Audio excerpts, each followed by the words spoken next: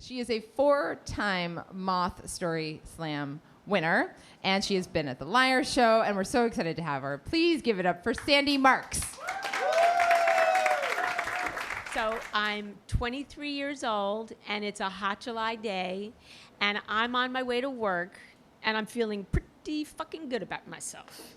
I catch a glimpse of myself in one of those big kind of reflective office windows on 3rd Avenue in the Midtown Manhattan area, and all I see is my feathered hair, like high, and I look like I could be in a Whitesnake video, like lying on top of a hood of a car, like, and I'm wearing a tube top, which were really in style, that like laid at the right spot, so no matter what you did, it just sort of sat there, and I had on a short skirt and shoes that we called corkies, which were these wedge sandals that sort of came back into fashion a couple years ago. So when I saw myself, I thought, hot, super hot. I'm kind of walking. But this is pure bullshit, because not only am I not that hot, I am a complete loser, because I had just walked out of the subway, the G train to be specific, because I still lived at home with my parents, and I had in the bottom of my pocketbook this sweaty, oily tuna sandwich that my mother prepared for my lunch at work. And I was going to a dead-end job. I worked at Herman's World of Sporting Goods, which I don't know if you had ever been there. It was a very popular sporting goods store. And I worked in the fashion department, which is a term I use very loosely, because there is nothing fashionable about a tennis dress that says, I have balls. And these ridiculous warm-up suits that came in like sherbet colors that were very popular amongst German tourists at the time. And my mother, who insisted on wearing one of these warm-up suits whenever she'd go on a flight, she would show up at the airport in this, like as if she were gonna do like a 50-yard dash through the Delta terminal or one-arm push-ups. She said, oh, they're really comfortable. I have to wear my, ridiculous. So anyway, but this is where I worked. And my boss, Barbara, was not exactly a peach. This woman looked like Ursula from The Little Mermaid. And she had one of those kind of flat Cabbage Patch faces, and she painted in her eyebrows.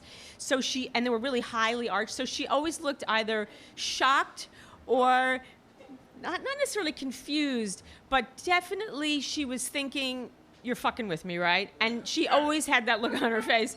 And she was so mean. She wouldn't ever give me instructions on how to do my job better. She would only speak rhetorically, like, why are you so stupid? And why can't you do anything right? While I stood there, you know, even though I knew I always looked good underneath, I had on like a Costco smock. I'd be standing there, and I got maybe $7 an hour for this bullshit. It was a summer job. I was a student, but it was just a horrible life to work this stupid job all summer.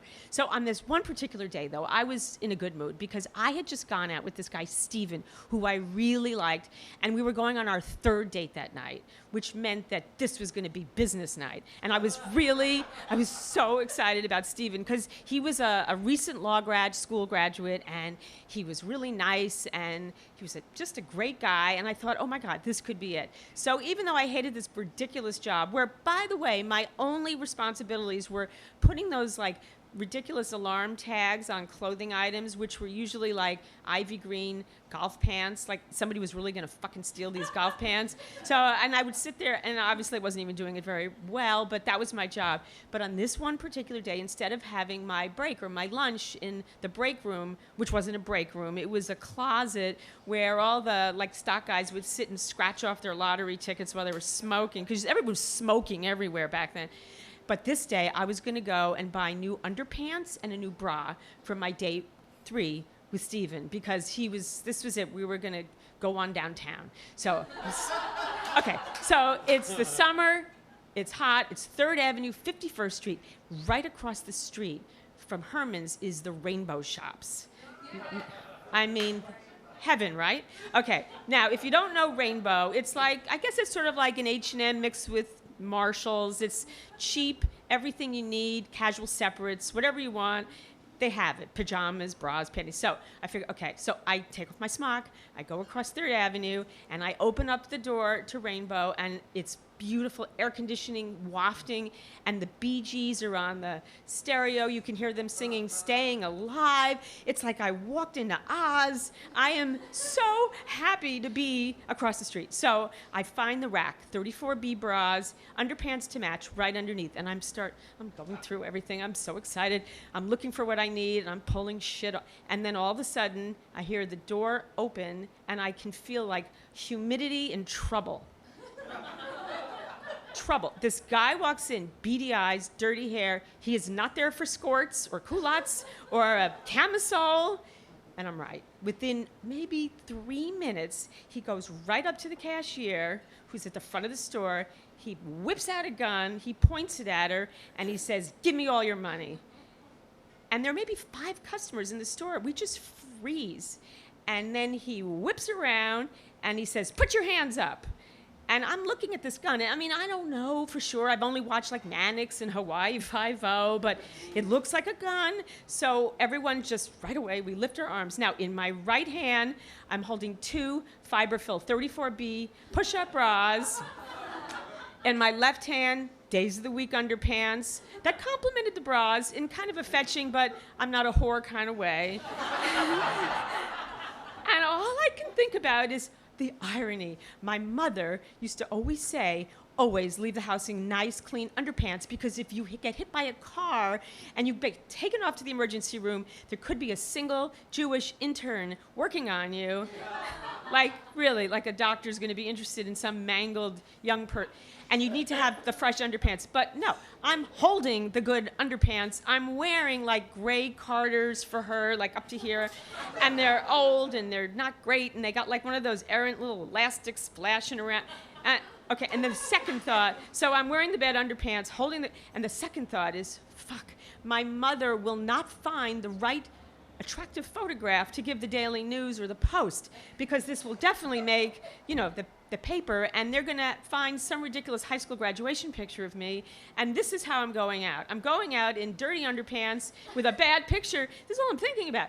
Okay, so we're shaking, I'm trembling, meanwhile the cashier, her like white ashen, she's looking, and we're standing there, and within maybe 3 minutes, 3 police officers bolt through the door with their guns drawn, and they say, "Get down on the ground now. This is happening really fast."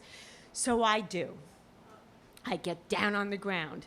Now I'm down on the ground, my face is pressing against like dirty, green, smelly carpeting, and I notice feet. I'm the only one on the ground, because he wasn't really referring to me. He was referring to the perp in the front of the store, but I don't care. I'm lying on the ground, like fetal position, cuddling my fiber fills in my underpants, and I see him from the side of I see them cuffing the guy, and they lead him out. And I'm just laying there in a puddle, and I am scared. I don't want to move, even though I know I can get up. And then all I start doing is singing, "Staying alive, whoop, whoop, whoop, staying alive." And I'm like a mantra, I don't want to leave the rainbow shops. Okay, so they leave the store. I can hear them leave. I'm like trapped in underpants and song. And finally I figure, okay, all right, so I stand up. Meanwhile, everybody else has left the store. I take the bras, I take the panties, I put them back on the rack. I am not shopping anymore. But I'm so freaked out, I don't want to leave, because I'm thinking of that old expression, out of a frying pan and into a boiling pot of water. Okay, it was pretty bad. I could have been killed in my dirty underwear, but if I go back across the street, I have to face Barbara. It's not pretty over there. And then I'm thinking, what am I going to do now? So first I go to the register to make a little idle chatter to waste time. And I asked her, how did the cops get there so fast? And she said, well, I pushed the panic button. It's right under my desk. I thought, that's very clever. It's a good idea. Everyone should have a panic button. I thought, all right. Okay, so then I figure, all right, I got to go back. And then while I'm crossing 3rd Avenue, it comes to me. I know what I'm going to do. I stomp back in that store, empty-handed, no new bras, no new panties, and I get right up in a Barbara's grill, and I say, "Barbara, it's been nice, but I quit. I can't be here anymore. I'm turning in my smock," and she looks shocked. I think it's the eyebrows. I'm not really sure. Standing there with that face on, I said, "I just can't work here anymore. Life's too fucking short." And so before she can even respond, I turn on my heels and I leave, and I feel really good because I'm thinking, all right, I'm young. I got my whole life ahead of me, and my last days should not be either in the Rainbow or the Hermans. But if they're going to be in a Rainbow, at least I know that they have a panic button. So I'm going to go get myself another job. Might be $7 an hour, but I will make sure that they either have a security guard in the front or a button underneath the counter, because things can happen, and I'm always going to make sure that I'm wearing better underpants when I leave my house, and let my mother know what pictures to keep ready in case of trouble. And I'm still here all these years later, and none of that has been necessary. So, thank you.